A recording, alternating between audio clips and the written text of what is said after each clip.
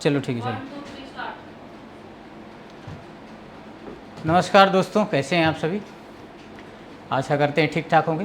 प्रियदर्शी इस प्लेटफॉर्म पे आप सभी का स्वागत है। बच्चे, करंट अफेयर्स में आप सभी जानते हैं कि करंट अफेयर्स की डेली अपडेट चीज़ें हैं अपने प्लेटफॉर्म से कंटिन्यू जा रही हैं, और आशा करते हैं इसमें आप सभी को, जो बच्चे ऑफलाइन हैं और जो ऑनलाइन हैं, सभी को ये लाभान्वित हो रहा होगा।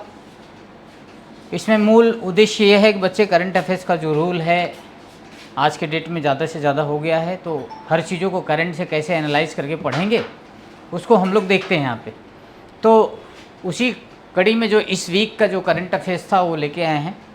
तो इस वीक का बच्चे करंट अफेयर्स जो है उसको हम लोग देखते हैं पहले, ठीक है?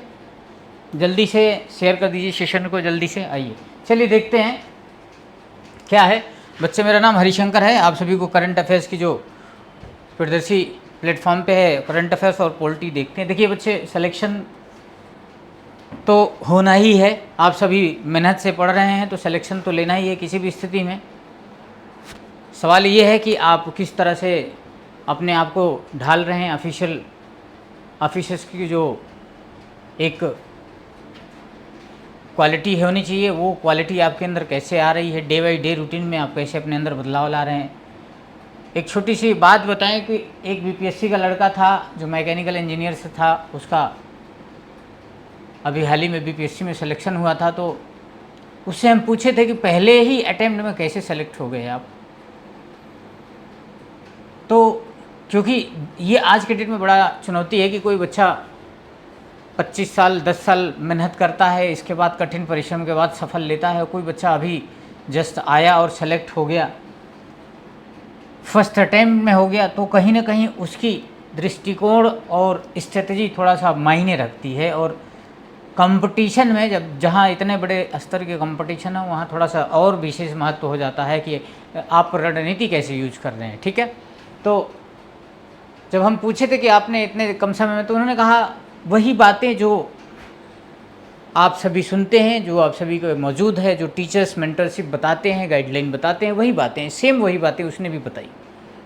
तो बात फंसती कहाँ है कि एक फर्स्ट अटेम्प्ट तैयारी करने वाला लड़का भी वही फ्लो में तैयारी करता है जो गाइडलाइन बताई जाती है टीचर के माध्यम से, और जो छठे सातवें अटेम्प्ट में क्वालिफाई करता है, जिसकी एज ओवर हो गई है, वो भी वही गाइडलाइन फॉलो करता। अंतर बस केवल डेडिकेशंस का होता है। डेडिकेशन के साथ साथ आप सिलेबस में टू द पॉइंट पढ़ रहे हैं नहीं पढ़ रहे हैं, ये आपको बहुत इंपॉर्टेंट हो जाती है। जैसे हमें सिलेक्शन के माध्यम से देखें तो हमारे एस प्रियदर्शी सर भी हैं, डॉक्टर एस प्रियदर्शी, ये आईपीएस सेलेक्टेड भी हैं। इसके साथ साथ जो बच्चे हैं वहाँ देख रहे हैं, उनके साथ में जो बच्चे आप देख रहे हैं वो भी सेलेक्टेड हैं।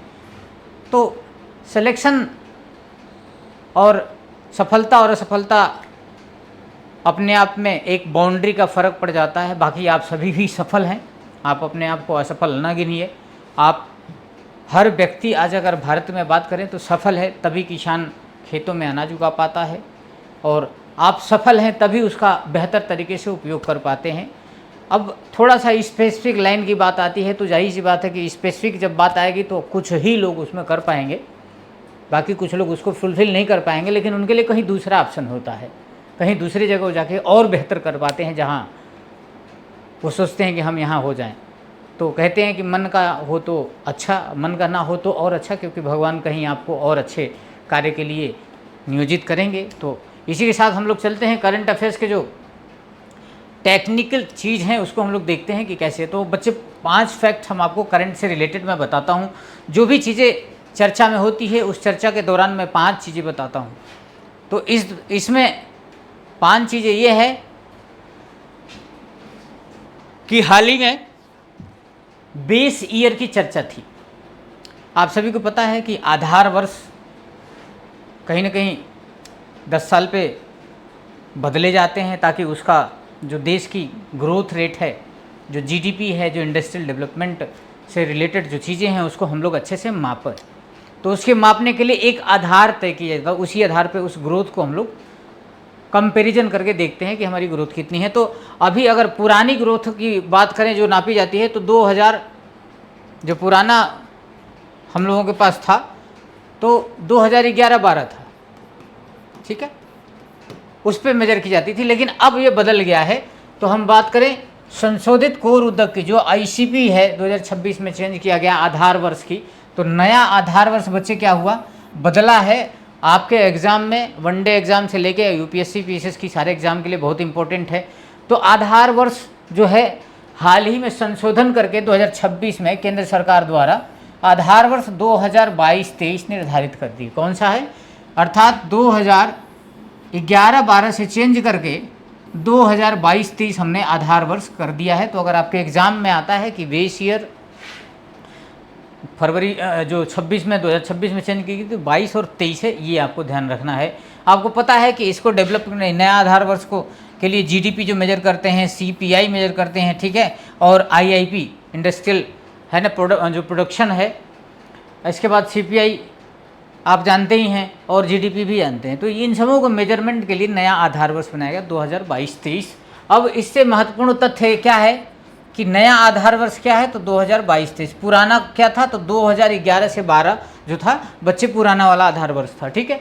अब कोर उद्योग भी होते हैं, तो कोर उद्योग में 9 उद्योग हो गए हैं। कोर उद्योग पहले क्या था, जो कोर उद्योग था, कोर इंडस्ट्री जो था पहले, उसमें 8 थे, लेकिन अब एक बढ़ गया है। जल्दी से बताइए कि कौन सा किसे प्लस किया गया है, किस इंडस्ट्री के कोर को शामिल किया गया है, जिससे इसकी कोर उद्योग की संख्या जो है, कोर इंडस्ट्री की संख्या 8 से बढ़ के 9 हो गई है, ठीक है। तो जल्दी से कमेंट करिए, अभी हम इसके बारे में चर्चा करेंगे क्योंकि नेक्स्ट क्वेश्चन में है हमारे पास। तो जो चेंज करने के लिए अगर बात करें तो आईसीआई का प्रकाशन उद्योग एवं आंतरिक जो व्यापार संबंधित विभाग है, अर्थात डीपीआईआईटी जो है, इसके द्वारा किया जाता है।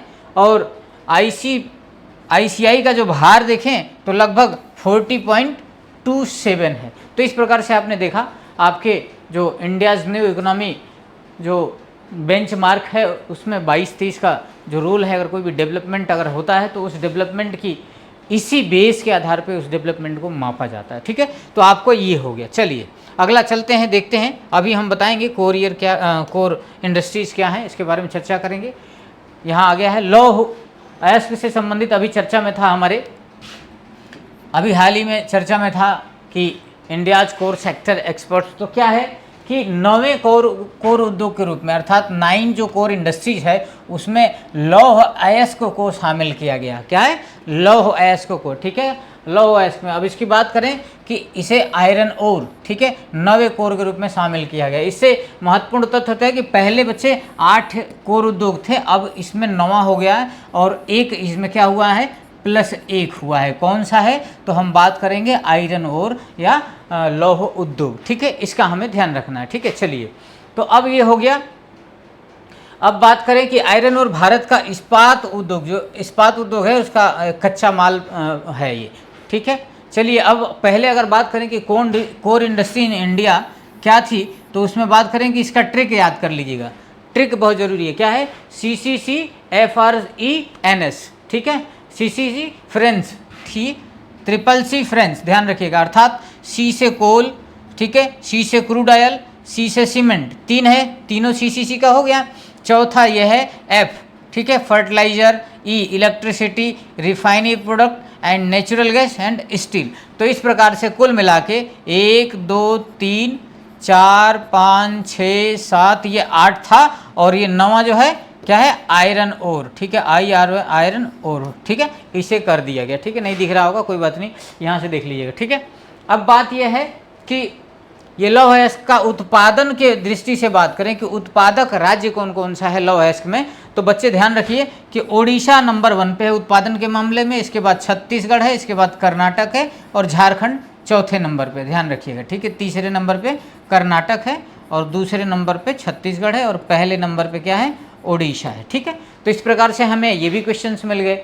अब इसके बाद के भारत जो है विश्व में प्रमुख लौह उत्पादक अयस्क देशों में शामिल है, ठीक है, विश्व में, ठीक है, इंपॉर्टेंट रोल अपनाता है। अब आयरन ओर को शामिल करने से इसकी सटीक आकलन होगा, ठीक है। ये तो इस तरह से आपके पॉइंट हो गए कि कोर इंडस्ट्री में कितने शामिल थे, पहले 8 थे, अब 9 हो गए। 9वां कौन सा है, तो आयरन ओर शामिल किया गया है, ठीक है। इसका ट्रिक क्या है बच्चे, तो CCC फ्रेंच है, FRENS, ठीक है, CCC फ्रेंच, अर्थात CCC मतलब ये हो गया कि कोल, क्रूड ऑयल हो गया, इसके बाद सीमेंट हो गया, और उसमें F का क्या है, fertiliser, electricity, refinery products, natural gas and steel हो गया। तो इस प्रकार से ये आपका हो गया, ठीक है। ये इंडस्ट्रियल डेवलपमेंट में बहुत ही इंपॉर्टेंट रोल है, भारत के विकास में भी ये कोर उद्योग का बहुत इंपॉर्टेंट रोल है, ठीक है। इन्हीं के माध्यम से सारे के सारे जो इंडस्ट्रीज़ के जो क्रम हैं ये चलते रहते हैं, ये पूरे। तो अब उड़ीसा और ये छत्तीसगढ़, कर्नाटक, झारखंड, ये देखना है कि उत्पादन के मामले में जो उत्पादक राज्य हैं, राज्य में तो उत्पादक राज्य में जो क्रम से ये है, कभी कभी इसी को डिसेंडिंग और असेंडिंग में पूछा जाता है, तो आप अच्छे से तैयारी इसको कर लेंगे तो आपका क्वेश्चन यहाँ से नहीं छूटेगा। चलिए अगला चलते हैं। अगला क्वेश्चन समान नागरिक संहिता से था। तो आप सभी को पता है कि समान नागरिक संहिता अभी UCC जिसे होते हैं, ठीक है, यूनिफॉर्म सिविल कोड, ठीक है, यूनिफॉर्म सिविल कोड, ठीक है, ये ध्यान रखना। तो इसी UCC विधेयक जो है बड़ा चर्चा में था। तो मध्य प्रदेश जो है इसे पारित करने वाला भारत का चौथा राज्य है। मध्य प्रदेश जुलाई 2026 में मध्य प्रदेश जो है भारत का पहला चौथा राज्य है जिसने UCC लागू किया है। तो बात ये आती है कि पहला, दूसरा, तीसरा कौन है, तो जल्दी से आप कमेंट करिए। हम एक हिंट दे देते हैं कि भारत में गोवा में बहुत पहले ही UCC लागू था, समान नागरिक आचार संहिता, जब पुर्तगालियों का शासन था, उसके बाद जाने के बाद से ही वहाँ पे एक अलग ही कल्चर है, उनकी कल्चर के हिसाब से UCC वहाँ लागू है। UCC लागू करने का उद्देश्य क्या है यहाँ हम पूरा नहीं बताएंगे, बस बात यह है कि इसके फैक्ट्स जो भी होंगे हम बताते हैं कि भारतीय संविधान के अनुच्छेद 44 ये कहता है कि नीति निर्देशक तत्व जो है DPSP में ये कहा गया है कि भारत के लिए एक ऐसा नागरिक संहिता होना चाहिए DPSP में कि आर्टिकल 4 अर्थात सभी को समान नागरिक कानून की बात हो इसमें, ठीक है, यूनिफॉर्म सिविल कोड में। तो क्या हो गया इसका उद्देश्य, सभी नागरिकों को अर्थात कोई भी किसी भी धर्म या मजहब से हैं, वो किसी भी हिंदू समुदाय हों, जो बौद्ध समुदाय हो, जैन हो, मुस्लिम हो, किसी सबके लिए एक कानून होगा और होना भी चाहिए। क्योंकि कभी कभी देखते हैं किसी न किसी अलग अलग मत पंथ संप्रदाय की वजह से कहीं ना कहीं सामाजिक सद्भाव खराब होने का एक कहीं ना कहीं चांसेस बने रहते हैं। तो उसको ख़त्म करने के लिए हमारे पास एक ही है कि हम हर राज्यों में UCC लागू कर दें और उस संवैधानिक दृष्टिकोण से, क्योंकि आज जो है भारत का ही संविधान सबसे सर्वोपरि माना जाता है। क्योंकि जो हमारे संविधानविद थे इन्होंने कहा कि देश संविधान से चलता है, और संविधान के बारे में कई लोगों ने सकारात्मक बातें की। और अभी तक जो आज़ादी के बाद से देखें तो संविधान के माध्यम से ही ये राष्ट्र का एक संचालन किया जा रहा है, उसी में जो कॉन्स्टिट्यूशन बॉडी है उनके माध्यम से अपॉइंटमेंट होता है और वो कार्य को नियोजन करते हैं, ठीक है। तो हमने बताया कि गोवा में सबसे पहले लागू हुआ था, ठीक है, गोवा की बात करी। अब इसके बाद देखिए कि क्या है, अब UCC में जो मैरिज है, इसके बाद 3 तलाक से रिस्पॉन्सिबिलिटी और गोद लेने जैसे विषयों से संबंधित सारे के सारे रूल्स रेगुलेशन सभी क्लियर कट दिखे हुए हैं, बताए गए हैं, एक गाइडलाइन दिए गए हैं। और दूसरा ये है कि ये भारतीय संविधान के भाग 4 में उल्लिखित है। तो अब बात होगी कि UCC का संबंध भारतीय संविधान के किस अनुच्छेद से है, तो बच्चे भारतीय संविधान के भाग 4 के अनुच्छेद 44, ठीक है। तो जब 44 अगर आप जान गए तो आपको क्लियर होगा कि भारतीय संविधान में जो DPSP है 36 से 51 तक के बीच में नीति निर्देशक तत्व की बात कही गई है, 36 से, ठीक है। क्योंकि मूल अधिकार आपको पता है कि वहाँ 32 तक उधर है, मूल अधिकार 34 तक, ठीक है। तो इधर आपका ये हो जाएगा। तो अब हम बात ये करना चाहेंगे कि अगर भारत चौथा है तो हमने पहला भी यहाँ चर्चा कर दी, तो अब जल्दी से आप कमेंट में करिए कि दूसरा और तीसरा कौन ऐसा राज्य है जिसने UCC लागू किया, ये जल्दी से आप कमेंट करके बताइए। अगर कमेंट नहीं करते हैं, नहीं जानकारी है, तो इसे आप स्वयं से ढूंढिए और ढूंढकर आपको इसको निकालना। देखिए, समान नागरिक संहिता अर्थात हर व्यक्ति को न्याय मिले, समानता का दृष्टिकोण हो, हर व्यक्ति को वो संवैधानिक दृष्टि से स्वतंत्रता मिले और कार्य की आज़ादी मिले, और समान नागरिक सभी नागरिकों के लिए। तो इसमें जो भी रूल्स हैं, कुछ रूल्स स्पेसिफिक हैं, जैसे विवाह, तलाक, उत्तराधिकारी और गोद से संबंधित, तो इसको देखना, ठीक है। चलिए अगला देखते हैं, ये चर्चा में था। फिल्म फेयर पुरस्कार तो आपको पता ही है, चर्चा में रहता है। तो फिल्म फेयर, तो 72 फिल्म फेयर अवार्ड अभी हाल ही में ये यूज की गई। तो किस फिल्म के लिए 72 फिल्म पुरस्कार दिया गया, तो हमको देखते हैं। तो जो आंगेन एक मूवी है, पहली संथाली भाषा की मूवी बनी है आंगेन, ठीक है, संथाली भाषा की, इसे सर्वश्रेष्ठ ठीक है, पुरस्कार मिला है, राष्ट्रीय पुरस्कार मिला है, नवोदित, सर्वश्रेष्ठ नवोदित पुरस्कार मिला है। तो अब इस मूवी की बात करें तो ये पहली बात तो संथाली भाषा में है, ठीक है। संथाली भाषा आपको पता है कि हमारे राष्ट्रपति मुर्मू भी संथाली संप्रदाय से, संथाली जो कम्युनिटी है वहाँ से आती हैं। तो जाहिर सी बात है कि ये एक उपलब्धि है, इनके समाज के लिए एक रोल मॉडल होगा। और इसकी और बात करें तो इनके जो निर्देशक हैं रविराज मुर्मू हैं, ठीक है। निर्देशक कौन से हैं? रविराज मुर्मू, संथाली भाषा है। अब पुरस्कार इसकी बात करें कब शुरू हुई, तो आपको पता है कि फिल्म फेयर जो पुरस्कार है 1954 से ही शुरुआत था, स्टार्टिंग से ही। और पुरस्कार कौन देता है? भारत सरकार। और इसका आयोजन कहाँ होता है? नई दिल्ली में समारोह का। तो इस प्रकार से आपने देख लिया 72 फिल्म फेयर पुरस्कार की बात ही, जानकारी जो थी आपको, ठीक है। अब बात यह है कि देखिए यहाँ ये इमेज देखिए, रविराज जो है मुर्मू है, ये संथाली भाषा की सारा अपना detail best debut film of the director की बात हुई है। ये पुरस्कार मिला है आपको, ये देखना, ये पहली बार मिली है, ठीक है, ये भी ध्यान रखना है। तो आपकी इन्फॉर्मेशन से रिलेटेड 3-4 चीज़ें इन्फॉर्मेशन यहाँ क्लियर हो गई, ठीक है। चलिए अगला देखते हैं। अगला हाल ही में क्वेश्चन से चर्चा में था कि बांध, जो दौधन बांध था, ये चर्चा में था। ये दौधन बांध बच्चे बता देंगे कि केन नदी पर, पता है ना, केन नदी, केन और बेतवा नदी, जो मध्य प्रदेश की नदी केन और बेतवा नदी वहाँ से है। और केन और बेतवा नदी की बात करें तो वहीं बांध बनाने की चर्चा है, जो बहुत पुराने समय से चर्चा और विवादित का विषय है, तो उसे बनाया जा रहा है। तो बात ये रही कि केन और बेतवा नदी जोड़ो परियोजना बहुत पुराना ही है, लेकिन इसी का ये हिस्सा है, जो दौधन बांध है केन बेतवा नदी का ही हिस्सा है उसको। अब ये राष्ट्रीय नदी जोड़ो कार्यक्रम जो जिस समय अगर बात करें तो अटल जी के माध्यम से भी ये प्रयास किया जा रहा था कि कैसे राष्ट्र की सभी नदियों को जोड़ा जाए और उसके जो भी जल हैं एक नदियों से दूसरे जल में प्रवाहित किया जाए, ताकि इससे ये सुनिश्चित की जा सके कि जो जल है बारिश के समय में अधिकांशतः जल का हमारा समुद्र में निकल जाता है बहते हुए। आपको पता है पूरा बिहार जो है पूरा बाढ़ की चपेट में आ जाता है। तो उसका जल को अगर बांध बना के कहीं से डाइवर्ट किया जाए थोड़ा थोड़ा, गंगा नदी का जो जल है, तो ये साउथ में जा सकता है। महाराष्ट्र के जो विदर्भ इलाका है, छत्तीसगढ़ के जो क्षेत्र हैं, वहाँ पे जो पहाड़ी इलाके हैं, उन इलाकों से अगर गुजारें तो वहाँ पे इनके जल की समुचित प्रबंधन हो सकता है और जल का वाटर लेवल भी बढ़ सकता है। और इस तरह से जो जल संकट है उससे हम लोग निपटने में निजात पा सकते हैं। तो इस प्रकार से अब बात करें कि ये दौधन बांध है, किन नदी पर है, ये किन 2 राज्यों के मध्य है, तो मध्य प्रदेश और उत्तर प्रदेश 2 राज्यों के मध्य इनका संबंध है। और केन बेतवा नदी जोड़ो जो परियोजना है ये भी उत्तर प्रदेश मध्य प्रदेश दोनों के बीच में है। तो अब हम बता देते हैं इसका उद्देश्य क्या है कि सिंचाई, सबसे पहले सिंचाई है, क्योंकि किसान को सिंचाई के लिए जल चाहिए। अगर किसान उत्पादन करेगा तो उसे जल आवश्यक है। तो जल पहुंचाने का जो कार्य है, सुनिश्चित करने का जो है, ये राष्ट्र का और सरकार की जिम्मेदारी है। तो सरकार अलग अलग स्थानों से कहीं नलकूप की व्यवस्था करती है। आपस देके आपने देखा होगा कि सोलर पंप आजकल लग रहे हैं अलग अलग लोकेशन पे। तो सरकारी आवास योजना, सरकारी योजना के माध्यम से जो कुछ छूट देके प्रोत्साहित की जाती है कि कहीं ना कहीं हम लोग ग्रीन एनर्जी को प्रमोट करें, नवीकरणीय एनर्जी को प्रमोट करें। तो ये 2-3 चीज़ें हैं। तो इसी प्रकार से सरकार प्रयास करती है कि किसी भी स्थिति में किसान को जल मिले, तभी तो वो प्रोडक्शन करेगा खेती में, तभी तो उत्पादन होगा, तभी तो वो राष्ट्रीय आय का हिस्सा बनेगा। ठीक है, तो इस तरह से। तो इसके साथ साथ पेयजल, कहीं कहीं आपने देखा होगा कि पेयजल के भी संकट है।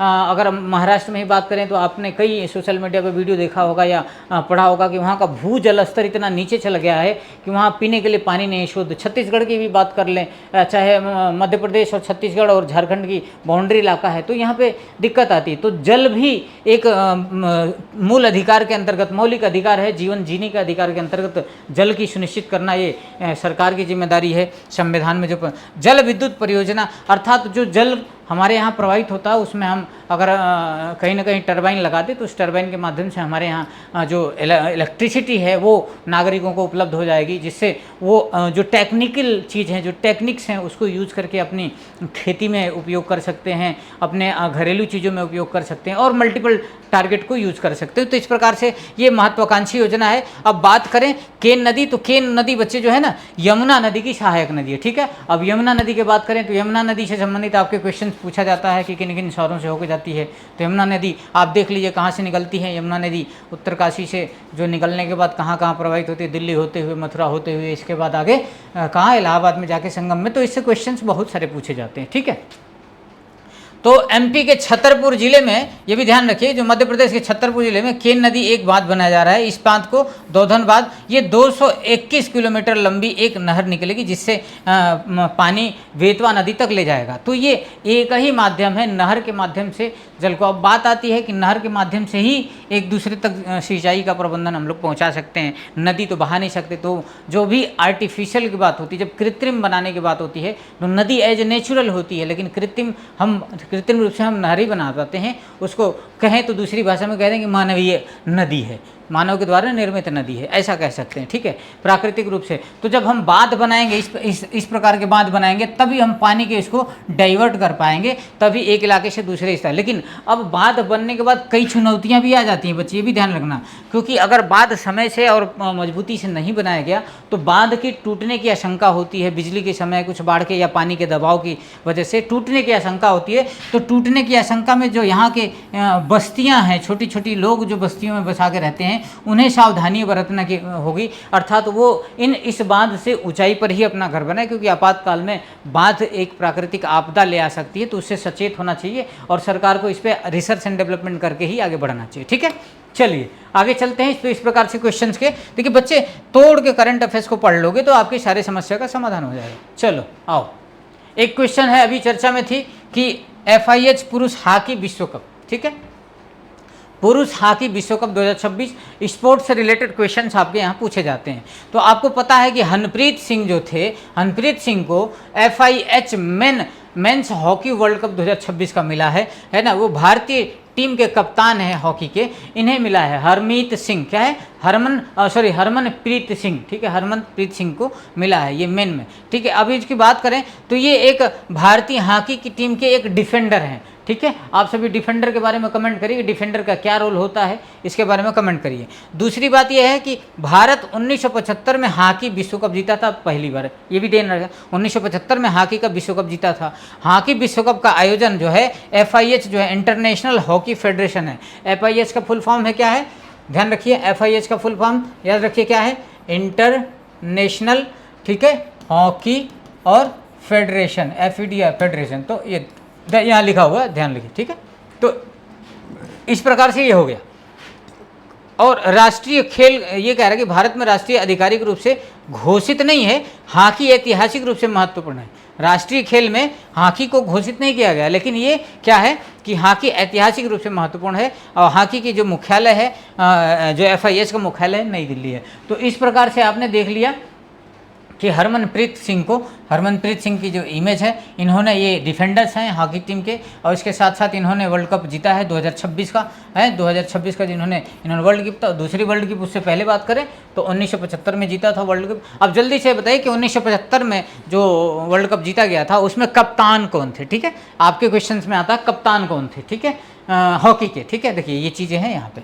तो इस तरह से हमने हरमनप्रीत जी के बारे में हमने इतनी इन्फॉर्मेशन पूछी। अगर एग्जाम में आपसे पूछता है तो यही पूछेगा कि हरमनप्रीत सिंह का संबंध किससे है, हॉकी से, क्रिकेट से, फुटबॉल से, या फिर पूछ सकता है कि FIH का फुल फॉर्म क्या है ना, इंटरनेशनल हॉकी फेडरेशन है। इसके साथ साथ पूछ सकता है कि हरमनप्रीत ने जो जीती थी 2026 का वर्ल्ड कप जीती थी, आपको भी पता है, और 2026 का जो जीती थी ये भारत के डिफेंडर हैं, हॉकी टीम के डिफेंडर, ये याद रखना है। इसके साथ साथ ये पूछा जा सकता है कि हॉकी इंडिया का मुख्यालय कहाँ है, तो हॉकी इंडिया का मुख्यालय नई दिल्ली में, ठीक है। चलिए अगला क्वेश्चन देखते हैं। अगला क्वेश्चन था, हाल ही में सोशल मीडिया पर बहुत ही आजकल चर्चा में है बच्चे। सोशल मीडिया पर चर्चा ये है कि आजकल मोबाइल का इतना मतलब क्रेज बढ़ गया है सोशल मीडिया के कि बच्चे कल के दिन जो बच्चे हैं, आज के दिन देखा जाए तो बच्चे इतने मोबाइल का उपयोग करते हैं सोशल मीडिया का, फेसबुक, ट्विटर, एक्स, ठीक है, बाकी जितने भी सोशल मीडिया हैं, अलग सर्च इंजन हो या फिर, लेकिन ज़्यादातर रील से जो समस्याएं हम लोगों के बीच में आ रही हैं वो बहुत ही गंभीर है, वो समाज के लिए दुष्परिणाम लाने वाली है। तो हम बात करें, फ्रांस ने पहली बार सोशल मीडिया पर सोशल मीडिया पर फ्रांस ने पहली बार 15 वर्ष से कम उम्र के बच्चों को सोशल मीडिया पर प्रतिबंध लगा दिया है, जो स्वागत योग्य कदम है।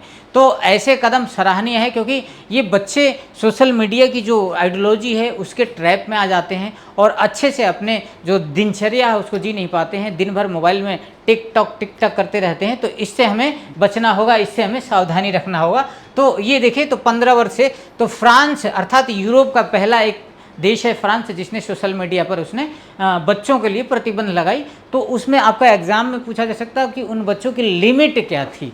15 साल से कम के बच्चों को लगाई गई है, ये आपके एग्जाम में पूछा गया। भारत में भी ये चर्चा है, लेकिन अभी भारत में ऐसा कोई कानून नहीं बना है जिससे ये कहा जा सकता है। तो भारत में अभी एडवाइजरी जारी की गई है सरकार के माध्यम से भी, बड़े बड़े जो मॉडल्स हैं इनके माध्यम से भी बात कही जाती है कि बच्चों को मोबाइल से दूर रखा जाए, और बच्चों को मोबाइल से जो जितनी दूर रखेंगे उतने। आज आपने देखा है कि बच्चों को, छोटे छोटे बच्चे हैं, अगर रो रहे हैं तो उन्हें मोबाइल देने पर बच्चे बच जाते हैं। तो हमें वहाँ से अपने ब्रेन को सीखना ये है कि बच्चे को मोबाइल देने से ऐसा क्या मोबाइल में है जो बच्चा चुप हो जाता है, कुछ ऐसे खिलौने, क्या हम उसको आर्टिफिशियल तौर से नैतिक रूप से कुछ ऐसा हम वातावरण क्रिएट कर सकते हैं जिसमें बच्चों के अंदर संज्ञानात्मक विकास हो, वो अच्छा बौद्धिक विकास हो, जो क्योंकि कौशल विकास आप सभी को पता है कि राष्ट्र की कहीं ना कहीं एक क्षमता है, राष्ट्र की एक मजबूती है। तो अगर ये बच्चे आगे चल के अगर अच्छे से पढ़ेंगे लिखेंगे और एक अच्छे वातावरण में क्रिएट करेंगे तो जाहिर सी बात है कि नेशनल लेवल का रिप्रेजेंट करेंगे। और जब नेशनल लेवल रिप्रेजेंट करेंगे तो कहीं ना कहीं देश का आपका ये प्रतिनिधित्व होगा विदेश में। हमारी एक प्रकार से देखें तो 16वीं शताब्दी 17वीं शताब्दी जो यूरोप में बच्चे थे जिनका एक मोटो था, सपना था कि भारत को देखना, उधर उधर दूर के देशों में जाना नाव के माध्यम से, आपने देखा होगा ईस्ट इंडिया कंपनी जो आई व्यापारिक करने के लिए। तो उसी प्रकार से एक जिज्ञासा बच्चों के अंदर यह वैज्ञानिक की तरह से आना चाहिए, वैज्ञानिकता की ओर झुकाव हो, बच्चे ज़्यादा से ज़्यादा टेक्निकली स्ट्रॉन्ग हो, मजबूत हो, मेंटली मजबूत हो। तो इन सब चीज़ों को देखने के लिए हम बताएंगे कि फ्रांस का जो कदम था बहुत ही कदम था, अच्छा कदम था, और ये पहला यूरोपीय देश था जिसने मदद लगाया। आपको पता है कि सोशल मीडिया में सबसे पहले इतने जल्दी रील आते हैं कि आप केवल अंगूठा को स्क्रॉल करने में ही जाता है। तो ये बात है कि संसद में वहाँ 15 साल के बच्चों को, संसद में, फ्रांस की संसद ने क्लियर कट के करके ये बिल को मंजूरी दे दी, ये भी ध्यान रखना, ठीक है। तो इस प्रकार से उद्देश्य क्या है कि बच्चों के जो स्वास्थ्य है और सुरक्षा है उस पर उसको ध्यान में रखते हुए जो अनैतिक कार्य हैं, इसके साथ साथ जो ऑनलाइन लत लग गई है बच्चों को, अक्सर आप भी मॉनिटर करिए खुद के लिए, देखिए आपके भी मोबाइल के बिना नहीं रह पाते हैं। आपके 4 दोस्त होंगे, चारों के पास मोबाइल में ही बिजी होंगे, फेसबुक से 1000 किलोमीटर दूर से चैट कर रहे होंगे, लेकिन आपके पास बैठे हुए बातचीत नहीं होती है। तो ये हमें ये संदेश देता है कि कहीं ना कहीं हम लत के आ गए हैं। कहीं देखिए, कहीं आप भी तो लत के शिकार नहीं हैं, ये भी देखना है, ठीक है। चलिए, तो इस तरह से बच्चों की ऑनलाइन सुरक्षा होगी, इसके साथ साथ साइबर बुलिंग और डिजिटल लत को कम करने में इससे राहत मिलेगी, ठीक है। अब बात करें कि फ्रांस की राजधानी, तो फ्रांस की राजधानी पेरिस है और वहाँ की देश की मुद्रा तो यूरो है, इससे स्टैटिक्स की जानकारी की हमें मिलती है। तो इस प्रकार से आपके क्वेश्चन सोशल मीडिया से अगर पूछेगा तो पहला क्वेश्चन यही रहेगा, ठीक है। चलिए, अगला क्वेश्चन ये है कि फ्रांस में, अच्छा क्वेश्चन यही है, चलिए ये देखते हैं। भारत का पहला AI संचालित पक्षी अभ्यारण्य, भारत में पहला AI संचालित पक्षी अभ्यारण्य। अब इसकी बात तब आती है कि भारत में पहला जो AI ये है, तो अब हम इसकी जब बात करें तो जब भी हम फ्लेमिंगो की बात करते हैं तो ये खतरा है इन बच्चों के लिए, इनके जो आवास है, इनके लोकेशन है, इनकी खतरा है। तो इनको देखते हुए AI से जो अभ्यारण्य हैं, जो भी वन्य जीव जंतु हैं, उनकी सुरक्षा आर्टिफिशियल इंटेलिजेंस के माध्यम से निगरानी रखने की और उनकी सुरक्षा प्रदान करने की रिस्पॉन्सिबिलिटी, ये टेक्निकल कहें तो वन्य जीव के साथ साथ टेक्नोलॉजी का समावेश हो रहा है। तो अब इन दोनों टेक्नोलॉजी के माध्यम से क्या होगा कि हम डिजिटली इन लोगों को मॉनिटर कर पाएंगे कि इनकी क्या हेल्थ पे प्रभाव पड़ रहा है, क्या कोई ऐसी तो आपदा नहीं आ रही, कोई ऐसी बीमारी आ रही जिससे पूरी की पूरी खतरा है वन्य जीवों पर।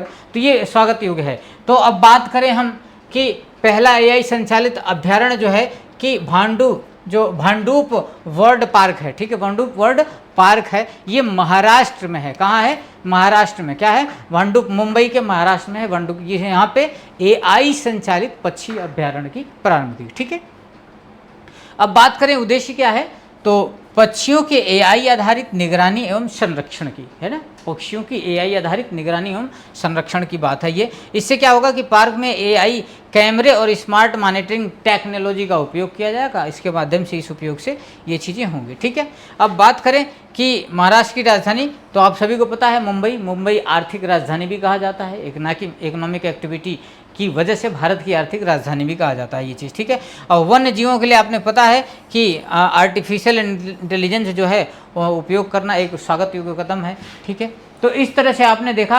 अब बात करें फ्लेमिंगो की AI कैसे संरक्षण करेगा, तो ये बहुत सारे जो फ्लेमिंगो जीव हैं, पक्षी हैं, ये सारे पक्षी दिख रहे हैं आपको। इनका रंग बचपन से गुलाबी नहीं होता है, जन्म से ही गुलाबी नहीं होता, बल्कि ग्रे रंग के होते हैं, इस टाइप से होते हैं, लेकिन ये फाइनल रूप में इस टाइप में आ जाते हैं। तो इस प्रकार से फ्लेमिंगो की अगर वहाँ वन्य जीव संरक्षण में बात करें तो इनकी संरक्षण कैमरे की नज़र से AI टेक्नोलॉजी से हम अच्छे से कर पाएंगे। ठीक है, चलिए